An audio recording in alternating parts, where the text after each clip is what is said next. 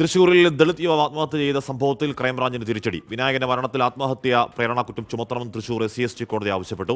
വിനായകന്റെ പിതാവ് നൽകിയ ഹർജിയിലാണ് നടപടി. സൂരജ് സജി വിവരങ്ങളുമായി ചേരുന്നു. സൂരജ്, അന്ന് തന്നെ പറഞ്ഞതാണ് ഈ പോലീസുകാരുടെ മർദ്ദനത്തിൽ ലാസ്റ്റ് വിടുമ്പോൾ മുടി മുറിക്കണമെന്നൊക്കെ അച്ഛനോട് ഉപദേശം നൽകിയിരുന്നല്ലോ ഈ പോലീസുകാർ. അപ്പോൾ ആത്മഹത്യാ പ്രേരണക്കുറ്റം ചുമത്തണമെന്നുള്ളത് വിനായകന്റെ മാതാപിതാക്കളുടെ നിരന്തര ആവശ്യമായിരുന്നു. അത് കോടതി കേൾക്കുന്നു. സൂരജ്.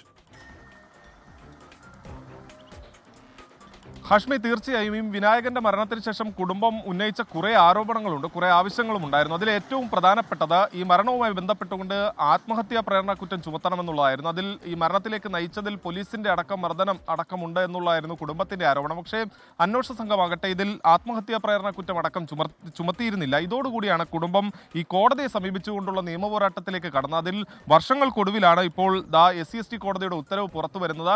ആത്മഹത്യാ പ്രേരണ കുറ്റം ചുമത്തണം എന്ന കർശന നിർദ്ദേശമാണ് പോലീസിന് നൽകിയിരിക്കുന്നത്. ഇത് ക്രൈംബ്രാഞ്ചിനെ സംബന്ധിച്ച് വലിയ തിരിച്ചടിയാണ്. കാരണം ഈ ക്രൈംബ്രാഞ്ച് നൽകിയ കുറ്റപത്രത്തിൽ പോലും ഈ ആത്മഹത്യാ പ്രേരണം ഉൾപ്പെടെയുള്ള വകുപ്പുകൾ ചുമത്തിയിരുന്നില്ല.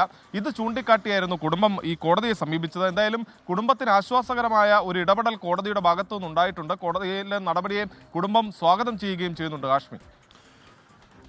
ഓക്കെ, സൂരജ് സജിയാണ് ആ വാർത്തയുടെ വിവരങ്ങൾ. നമ്മൾ ആ ദിവസങ്ങളിൽ ദീർഘനാൾ ചർച്ച ചെയ്തതാണ്. ഇത്തരത്തിൽ സുഹൃത്തുക്കളുടെ കൂടെ നിൽക്കുമ്പോൾ വിനായകനെ പിടിച്ചുകൊണ്ട് പോകുന്നു, എന്തോ മോട്ടിച്ചു എന്നൊക്കെ ആരോപിക്കുന്നു, ഇടിക്കുന്നു, അതിനുശേഷം മുടി മുറിക്കണം എന്നൊക്കെ പറഞ്ഞ് അച്ഛൻ്റെ അടുത്ത് ഏൽപ്പിക്കുന്നു. അതിനുശേഷം ഒരു മോഷണമോ ഒന്നും ഉണ്ടായിരുന്നില്ല.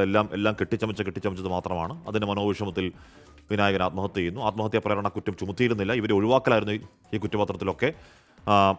മാതാപിതാക്കൾ ആവശ്യം നിരന്തരം ഉന്നയിച്ചു. ഒടുവിൽ അത് കോടതി കേൾക്കുകയാണ്. സൂരജ് സജിയാണ് വിവരങ്ങൾ നൽകിയത്.